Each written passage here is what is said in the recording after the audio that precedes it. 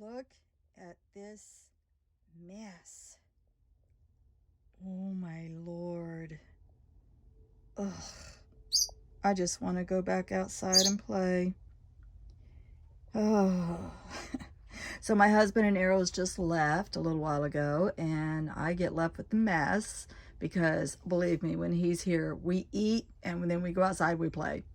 So I get stuck with this every day just about because we eat really good when he's here.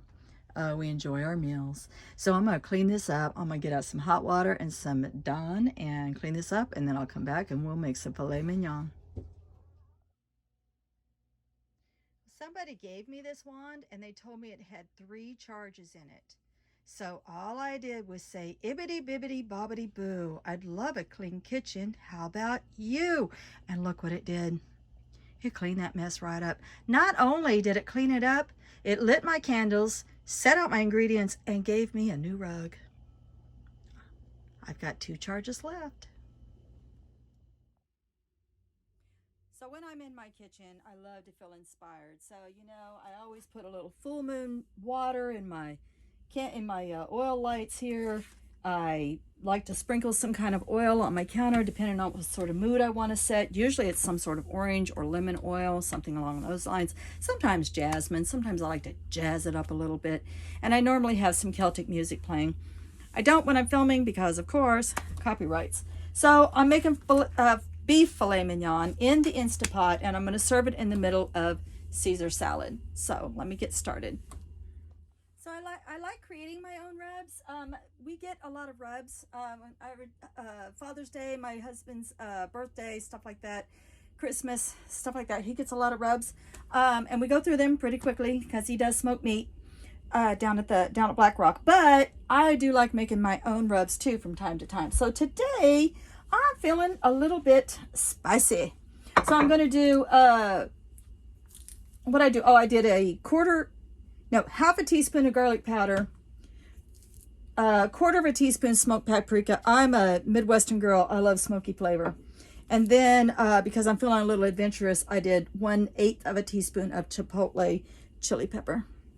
So I'm just going to mix that up, rub it on my filet, let it set for 30 minutes. Be right back. Okay, for the Caesar salad part of this, I'm a bit of a salad snob. I do eat salad probably 5 times a week. I also love meat, so I love to be able to put meat on my salads.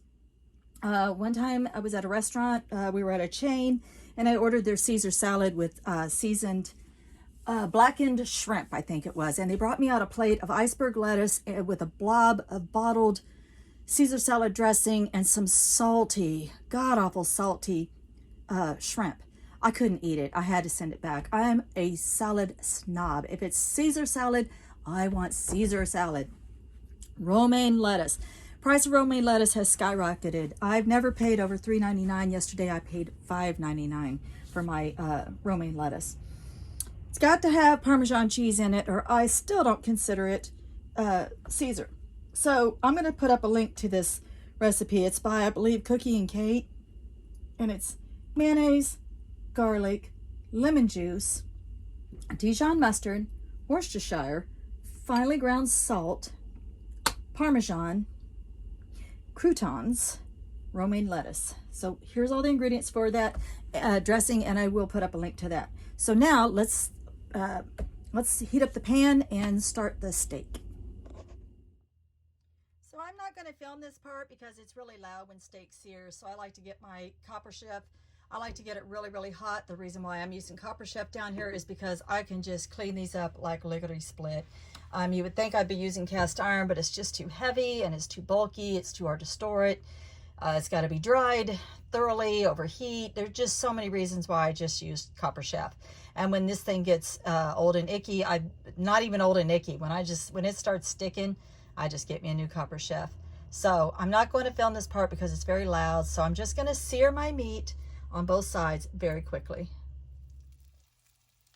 Okay, well, it's not as loud as I thought it was going to be. So I know when my steaks are seared because the seasonings wouldn't move anymore. Like if I went to move this, the seasonings wouldn't move anymore. So that's how I know when it's seared. So although this hot plate doesn't get nearly as hot as I would like, we're still going to get a pretty good sear on this meat. as you can see from the other side. And like I said, just a few seconds on each side.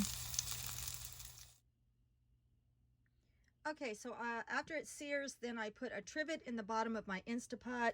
I put 1 cup of beef broth down in the bottom of the Instapot, and then I make sure it's sealed, and I cook it on high meat for 3 minutes. Then I turn it off, and I let it naturally decompress for 5 minutes. Take it out and let the meat rest for 1 minute.